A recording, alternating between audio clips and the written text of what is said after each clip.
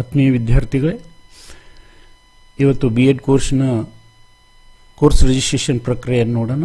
ಮೊದಲ ಬಾರಿಗೆ ನೀವು ಗೂಗಲ್ ಕ್ರೋಮ್ದಲ್ಲಿ ಹೋಗಿ UUCMS ವೆಬ್ಸೈಟನ್ನು ಓಪನ್ ಮಾಡಿಕೊಂಡು ವಿದ್ಯಾರ್ಥಿಗಳ ಅಕೌಂಟ್ನಲ್ಲಿರುವಂತಹ ಎಲ್ಲ ಕ್ರೆಡೆನ್ಷಿಯಲ್ಗಳನ್ನು ಹಾಕಿ, ನಿಮ್ಮ ಕ್ರೆಡೆನ್ಷಿಯಲ್ಗಳನ್ನು ಹಾಕಿದ ನಂತರ ನಿಮ್ಮ ಅಕೌಂಟ್ ಓಪನ್ ಆಗುತ್ತೆ. ಅದಾದ ನಂತರ ನೀವು ನಿಮ್ಮ ಒಂದು ಕೋರ್ಸ್ ರಿಜಿಸ್ಟ್ರೇಷನನ್ನು ಹೀಗೆ ಮಾಡಬೇಕಾಗಿ ಮುಂದೆ ಕಾಣ್ತಿರುವಂತೆ ನೀವು ಮಾಡ್ತಾ ಹೋಗಬೇಕು. ಮೊದಲ ಬಾರಿಗೆ ನೀವು ಮೊಬೈಲ್ನಲ್ಲಿ ಆಪ್ರೇಟ್ ಮಾಡ್ತಾ ಇದ್ದರೆ ಈಗ ಆ 3 ಲೈನ್ಗಳನ್ನು ಕ್ಲಿಕ್ ಮಾಡಿಕೊಂಡು ಅನಂತರ ನೀವು ಅಕಾಡೆಮಿಕ್ದಲ್ಲಿ ಬಂದು ಅಕಾಡೆಮಿಕ್ದಲ್ಲಿ ನಿಮಗೆ ಕೋರ್ಸ್ ರಿಜಿಸ್ಟ್ರೇಷನ್ ಅಂತ ಸಿಗುತ್ತೆ. ಅದನ್ನು ಕ್ಲಿಕ್ ಮಾಡಿ ಆ ಕೋರ್ಸ್ ರಿಜಿಸ್ಟ್ರೇಷನನ್ನು ಕ್ಲಿಕ್ ಮಾಡಿದ ತಕ್ಷಣ ತಮಗೆ ಈ ರೀತಿಯಾದಂತಹ ವಿಂಡೋವನ್ನು ನೀವು ಕಾಣ್ತೀರಿ. ಅದಾದ ನಂತರ ಕೆಳಗೆ ನೋಡಿದಾಗ ನಿಮಗೆ ಏನು ಕಾಣುತ್ತೆ ಅಂದರೆ ಅಲ್ಲಿ ಒಂದು ಬಟನ್ ಸಿಗುತ್ತೆ.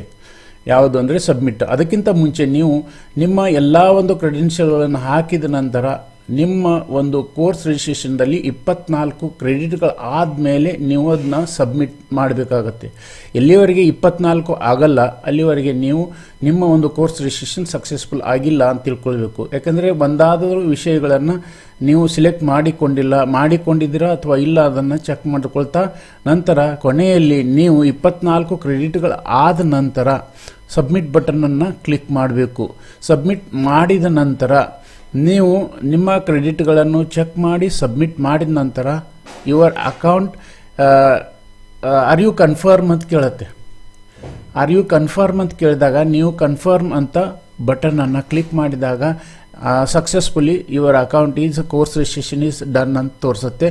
ಅದಾದ ನಂತರ ನೀವು ನಿಮ್ಮ ಕೋರ್ಸನ್ನು ಕ್ಲೋಸ್ ಮಾಡಬೇಕು. ಆತ್ಮೀಯ 4ನೇ BD ಪ್ರಶಿಕ್ಷಣಾರ್ಥಿಗಳೇ, ತಾವು 4ನೇ ಸೆಮಿಸ್ಟರ್ನ ಕೋರ್ಸ್ ರಿಜಿಸ್ಟ್ರೇಷನನ್ನು ನೀವು ಗೂಗಲ್ ಕ್ರೋಮ್ದಲ್ಲಿ ಹೋಗಿ UCMS ವೆಬ್ಸೈಟ್ ಓಪನ್ ಮಾಡಿಕೊಂಡು ವಿದ್ಯಾರ್ಥಿ ಅಕೌಂಟ್ನಿಂದ ನಿಮ್ಮ ಎಲ್ಲ ಕ್ರೆಡೆನ್ಷಿಯಲ್ಗಳನ್ನು ಹಾಕ್ತಾ ನೀವು ನಿಮ್ಮ ಅಕೌಂಟನ್ನು ಓಪನ್ ಮಾಡಿಕೊಂಡ ನಂತರ ತಮಗೆ ಈ ರೀತಿಯಾದಂತಹ ವಿಂಡೋ ಒಂದು ಕಾಣುತ್ತೆ.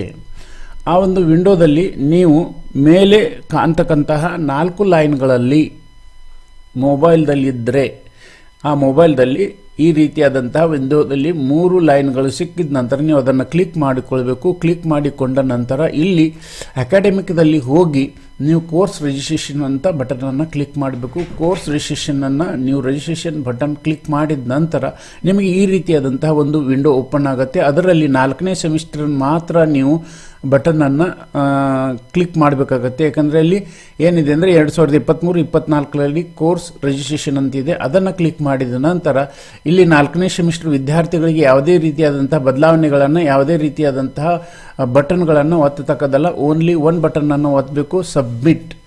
ಅದಾದ ನಂತರ ನಿಮ್ಮ ಕೋರ್ಸ್ ರಿಜಿಸ್ಟ್ರೇಷನ್ ಸಕ್ಸಸ್ಫುಲ್ ಆಗುತ್ತೆ. ಈ ರೀತಿಯಾದಂಥ ಪ್ರಕ್ರಿಯೆಯನ್ನು ತಾವೆಲ್ಲವುಗಳು ಯಶಸ್ವಿಯಾಗಿ ಮಾಡಿಕೊಳ್ಳಬೇಕು ಎಂದು ತಿಳಿಸುತ್ತೇನೆ.